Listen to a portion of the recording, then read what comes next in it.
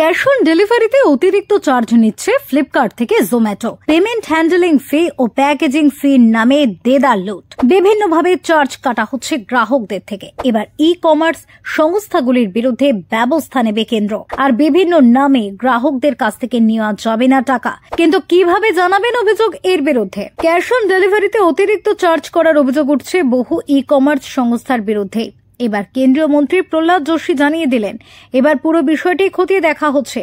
যে সমস্ত সংস্থা ক্রেতার অধিকার লঙ্ঘনকারী পদক্ষেপ করবে তাদের বিরুদ্ধে কড়া ব্যবস্থা নেওয়ার আশ্বাস দিয়েছেন তিনি। প্রসঙ্গত, বহু সংস্থাই ক্যাশ অন ডেলিভারির ক্ষেত্রে অতিরিক্ত অর্থ নেয় ক্রেতাদের থেকে। অনলাইনে অর্ডার করার ক্ষেত্রে যে টাকা নেওয়া হচ্ছে তার উপরেও এই অতিরিক্ত চার্জ নেওয়া হয়। এ প্রসঙ্গে প্রহ্লাদ যোশী এক্স হ্যান্ডেলে লিখেছেন, ই কমার্স প্ল্যাটফর্মগুলির ক্যাশ অন ডেলিভারির জন্য অতিরিক্ত চার্জ নেওয়ার বিরুদ্ধে যে সমস্ত অভিযোগ পেয়েছে গ্রাহক বিষয়ক বিভাগ, সেখানে এক ধরনের অন্ধকার প্যাটার্ন লক্ষ্য করা যাচ্ছে যা গ্রাহকদের বিভ্রান্ত এবং শোষণ করে। একটি বিস্তারিত তদন্ত শুরু করা হয়েছে এবং এই প্ল্যাটফর্মগুলিকে নিবিড়ভাবে নিরীক্ষণ করার জন্য পদক্ষেপ গ্রহণ করা হচ্ছে।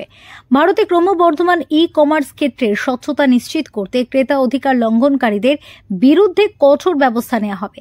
প্রসঙ্গত, এক নেটিজেন এক্স হ্যান্ডেলে একটি পোস্ট করেছিলেন। তাতে তিনি লেখেন, জোম্যাটো, সুইগি, জেপ্টোর নেওয়া রেন ফি ভুলে যান। দেখুন ফ্লিপকার্ট কি মাস্টার স্ট্রোক খেলেছে।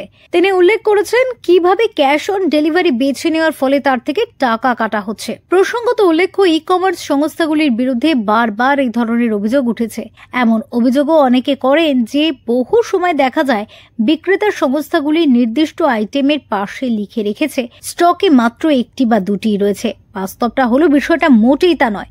স্টকের সংখ্যা অনেক বেশি। স্রেফ গ্রাহকদের দৃষ্টি আকর্ষণ করতে এমন লেখা হচ্ছে। অভিযোগ, অফারটি আর 10 মিনিট বৈধ জাতীয় লেখাও এই উদ্দেশ্যেই লেখা হয়। এইভাবে গ্রাহকদের বিভ্রান্ত করা হচ্ছে বলে দাবি। এবার কেন্দ্রের তরফে আশ্বাস দেওয়ার পর এই ধরনের প্রবণতায় হ্রাস টানা যায় কিনা এখন সেটাই দেখার। ফিউরো রিপোর্ট, টক টু টাইম।